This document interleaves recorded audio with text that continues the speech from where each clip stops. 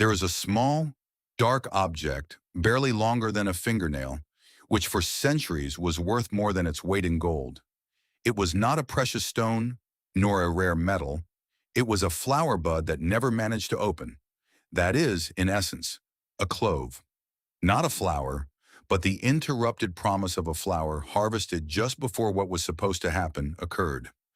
And there, in that deliberate interruption, lies the first paradox of this story. Because what turned that tiny bud into one of the most coveted commodities in human history was not just its aroma or its distant origin. It was something much older and much more silent. A defense chemistry so concentrated that without knowing it, those who crossed oceans for a handful of these buds were transporting one of the most potent molecular arsenals produced by the plant kingdom, the tree that produces them.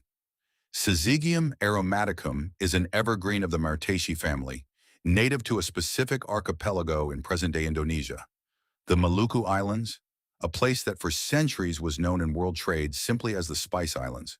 There, and only there, for a long time, grew this tree capable of producing in its flower buds a concentration of aromatic compounds that was not repeated in any other corner of the planet with that intensity.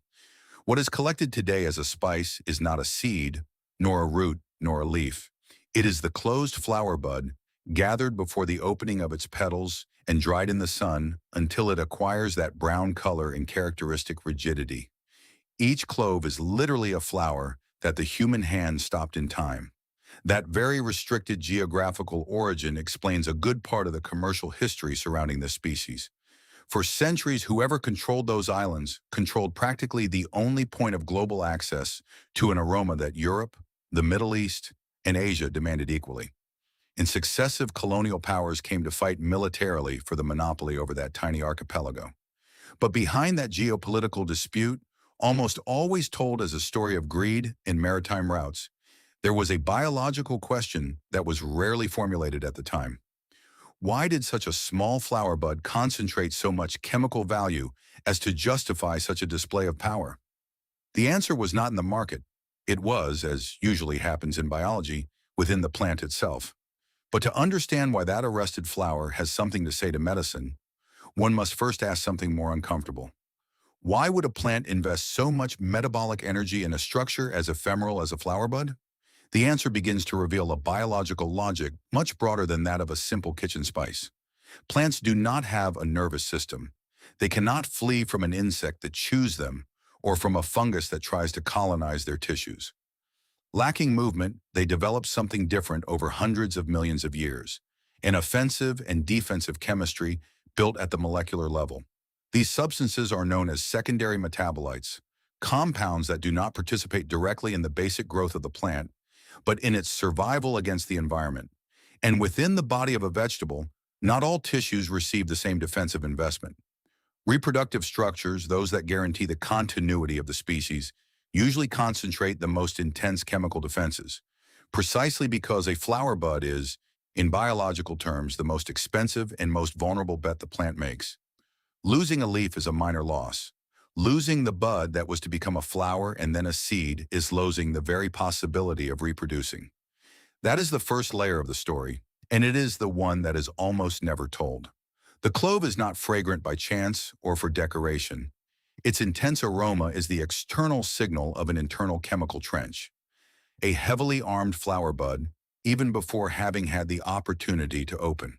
The compound responsible for almost all of the above has its own name, eugenol. It represents, according to chemical analyses of the essential oil extracted from these buds, between 70 and 90% of its volatile composition, an exceptionally high proportion when compared to other aromatic plants that also produce it to a lesser extent, such as cinnamon, basil, or nutmeg. Structurally, eugenol belongs to a family of molecules called phenylpropanoids, compounds derived from an ancestral plant metabolic pathway that also gives rise to pigments, lignins, and other chemical defenses in the plant world. Its structure combines a phenolic ring with a side chain called an allyl group, a combination that gives it an unusual property. It is capable of dissolving in both fatty environments and, to a lesser extent, aqueous environments.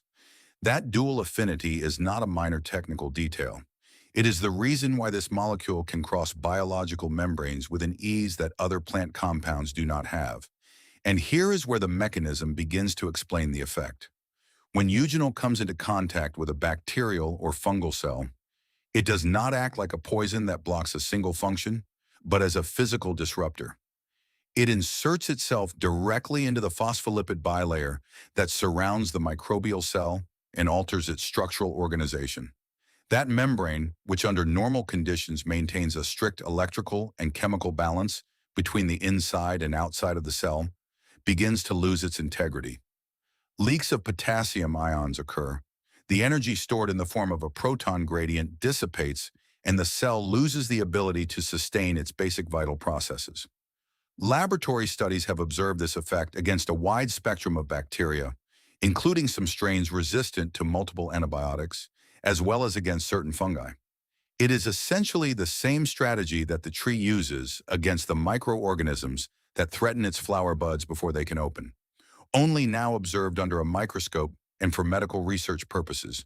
In a global context where bacterial resistance to conventional antibiotics increasingly concerns the scientific community, these plant compounds with physical and not just biochemical action on the microbial membrane have sparked renewed interest as a possible complement in the search for new antimicrobial strategies. That same principle, that of a molecule capable of destabilizing microbial membranes, explains why cloves appeared for generations in traditional food preservation techniques.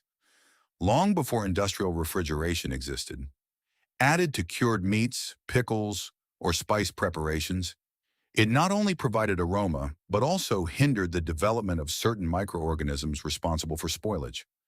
Gastronomy, without knowing it with biochemical precision, had empirically found a practical application of the same defense that the tree deploys to protect its own flower buds.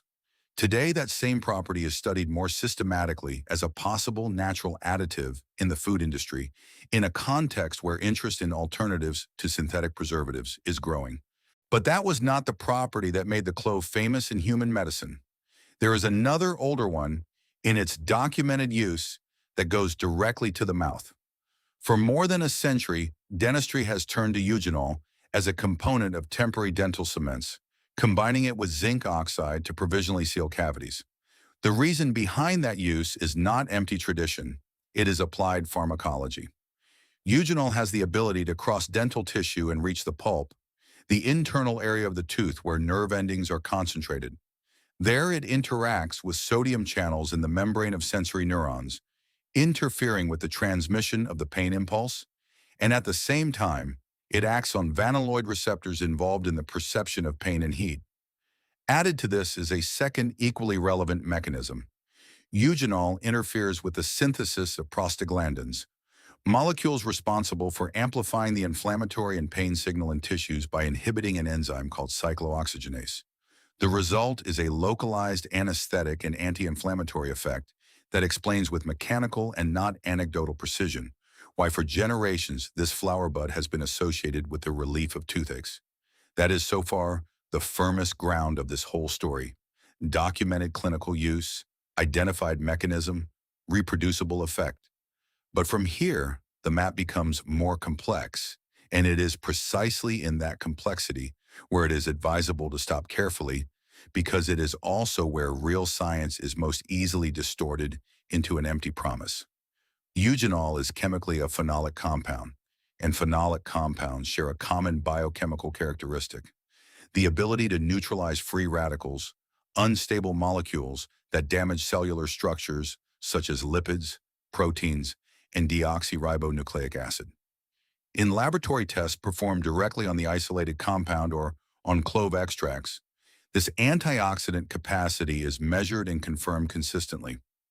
The problem, and here appears the first important warning, is that a high antioxidant capacity measured in a test tube does not automatically equate to a demonstrated benefit within a living organism.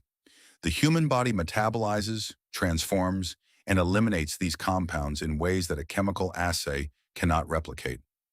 And the real bioavailability, that is, the amount that actually reaches the tissues in an active form after digestion, remains an open area of research. The available evidence on the real impact of this antioxidant effect on human physiology beyond the laboratory remains limited. Something similar happens with anti-inflammatory properties.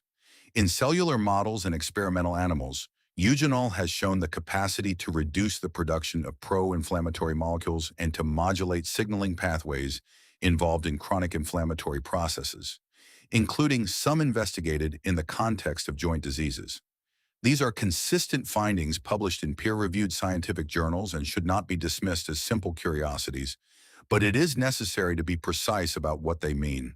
They are preclinical results obtained mostly in cultured cells or in animals, and translating those findings into a firm clinical recommendation for people requires controlled trials in humans that, in many cases, do not yet exist or are scarce. That same pattern repeats with its own nuances in three more recent and considerably more preliminary fronts of research.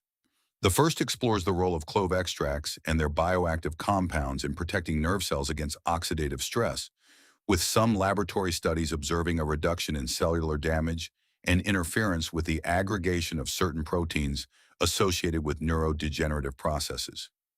The second investigates its effect on insulin sensitivity and glucose control, with results that some studies describe as promising but not conclusive.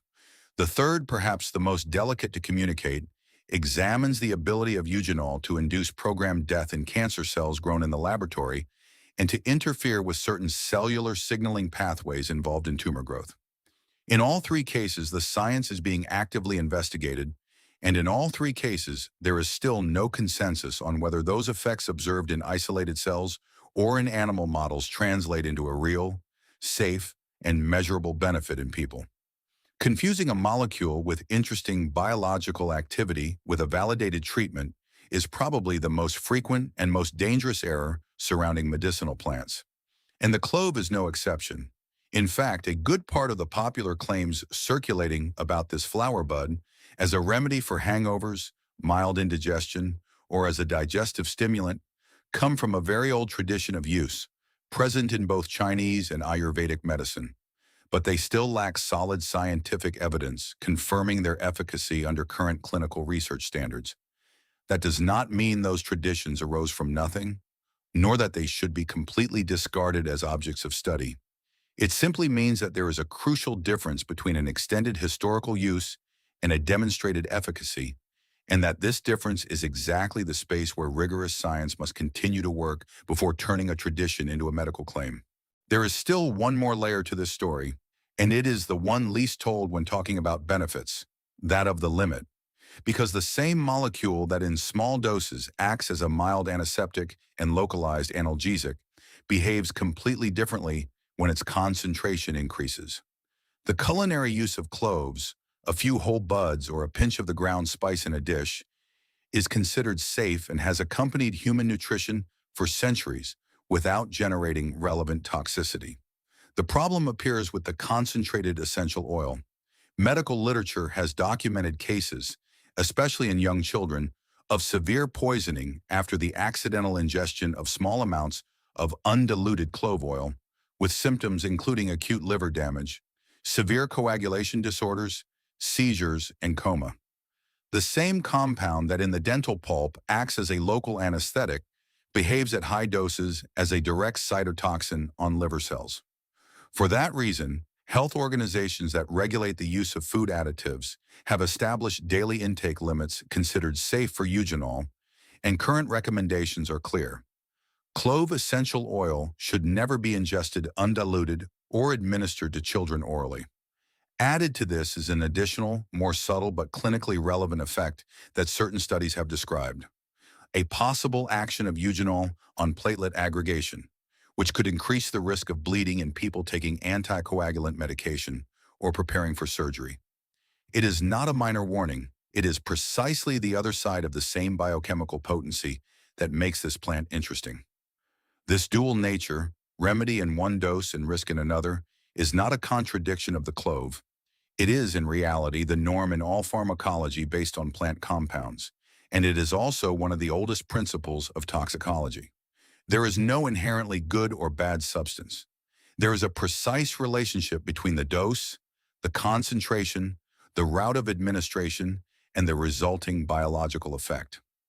What remains at the end of this entire journey is not a list of miraculous benefits or a paralyzing warning, but something more interesting: an honest map of what science knows with firmness, what it investigates with caution, and what it still cannot affirm.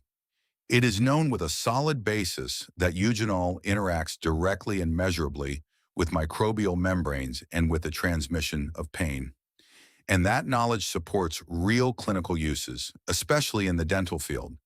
Its role in inflammatory, antioxidant, metabolic, and even oncological processes is being investigated with initial results that arouse legitimate interest, without any of those fields having yet reached the certainty necessary to translate into definitive medical recommendations.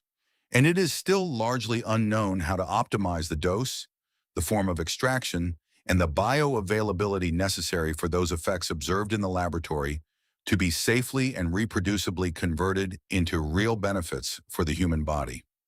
Perhaps the most revealing thing about this whole story is not any specific property of the clove, but what it represents as a general case: a plant without a nervous system, without the ability to move, without any of the tools that we animals use to defend ourselves, solved the problem of survival by writing its strategy directly in the language of molecules. It concentrated that strategy in the most vulnerable and most valuable point of its existence, the flower bud that never had the chance to open, and that same chemical concentration ended up crossing centuries, oceans, trade routes, dental offices, and now laboratories investigating bacterial resistance and neurodegenerative diseases. There is no mysticism in that. There is simply the silent and precise logic of evolution, acting for millions of years on a chemistry that we humans are only beginning to fully understand. And understanding that logic, that of a flower bud frozen in time that learned to defend itself with molecules instead of movement, is to understand a little better how life, even immobile and silent, always finds a way to resist. If this story changed the way you look at the small spices in your kitchen, please subscribe and like the channel. We are unearthing the history and science that often remains buried. Let's plant the seeds of future knowledge. The next treasure will be revealed soon.